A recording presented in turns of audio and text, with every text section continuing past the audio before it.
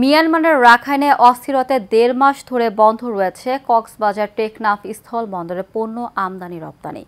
ফলে শত শত কোটি টাকার রাজস্ব হারাচ্ছে সরকার, আর ওপারে পড়ে রয়েছে ব্যবসায়ীদের শত কোটি টাকার মালামাল।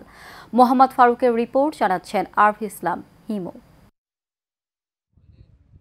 মিয়ানমারের বিচ্ছিন্নবাদী সশস্ত্র সংগঠন আরাকান আর্মি দেশটির সরকারি বাহিনীর সঙ্গে লড়াইয়ের প্রভাব পড়েছে বাংলাদেশের সঙ্গে দেশটির পণ্য আমদানি রপ্তানিতে। টেকনাফের স্থলবন্দরে পণ্য আমদানিতে নেমেছে ধস। গত ১ বছরে ৯০% আমদানি কমে গেছে উল্লেখ করে ব্যবসায়ীরা জানান, শত শত কোটি টাকার পণ্য আটকে আছে ওপারে।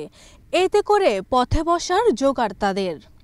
আমাদের ব্যবসায়ীদের অর্ধ কোটি টাকার উপরে আমাদের মায়ানমারে আমাদের ইনভেস্ট করা আছে।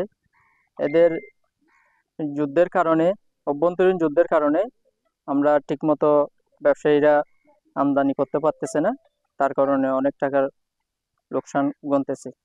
শুধু ব্যবসায়ীরাই নয়, আমদানি রপ্তানি বন্ধে বিপাকে পড়েছেন বন্দরের শ্রমিকরাও।